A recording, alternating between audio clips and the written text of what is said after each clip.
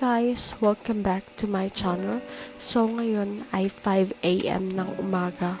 So hindi na ako makabalik sa pagtulog neto kasi yung bunso ko nanghingi ng dede. So kahit gusto ko pa matulog, hindi na ako makabalik sa pagtulog kaya gumising na lang ako at bumangon. So ngayon, prepare ko muna yung mga dadalhin ng anak ko kasi ngayon ay Wednesday, may daycare yung anak ko. At saka yung panganay ko, si Huni, ay may speech therapy. So, kailangan talaga naming umalis ng maaga before 9 kasi 9 AM yung speech therapy niya. Tapos, pagkatapos nun, ihahatid ko lang yung panganay ko. Tapos, si Bunso naman, ihahatid ko na siya sa daycare pagkatapos ng panganay ko.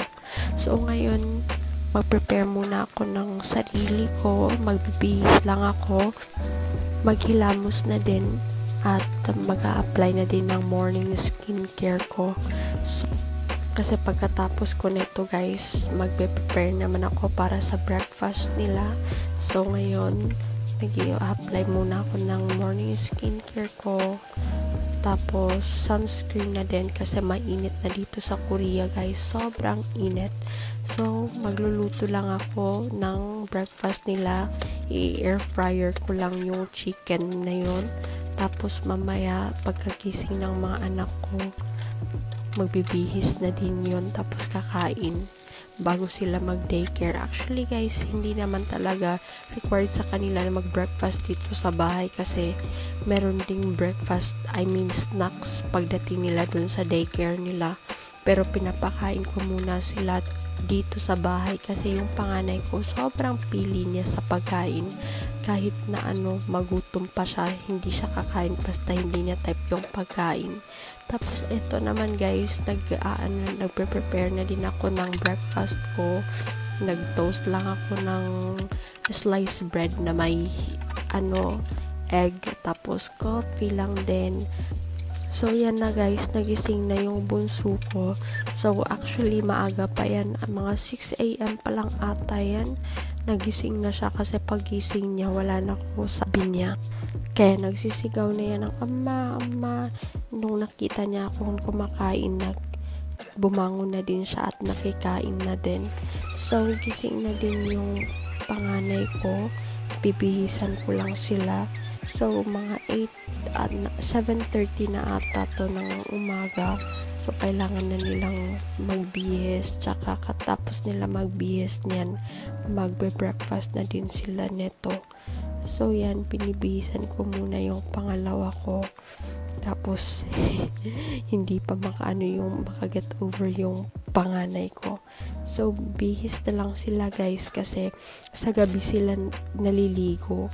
Bago sila matulog, pinapaliguan muna namin sila kasi yung sabi ng papa niya na maligo daw sa gabi para sa umaga gora na lang, charot.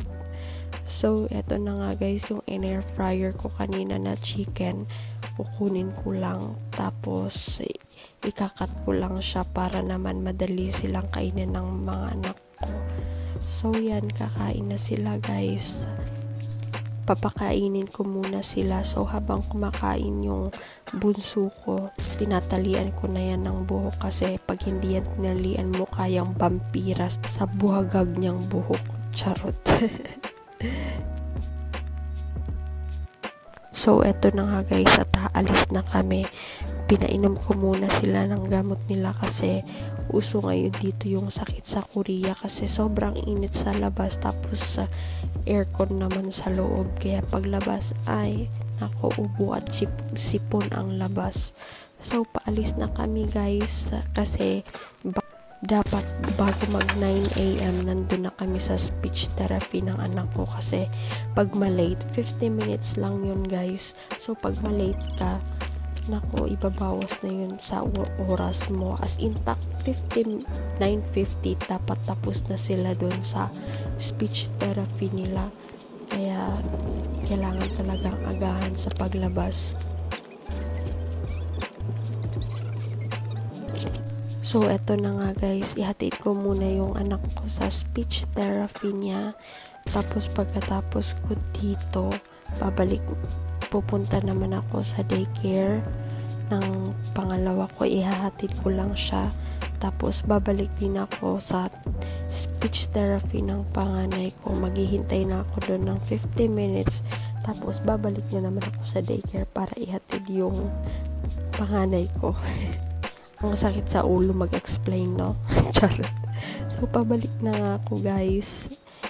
Eto na, natapos na yung panganay ko. So, ihatid ko na siya sa daycare nila. May dala pa akong diaper kasi naubos na daw yung diaper niya. Binasa niya muna yung ABC niya dun sa inaapakan niya kasi nakita niya yung ABC.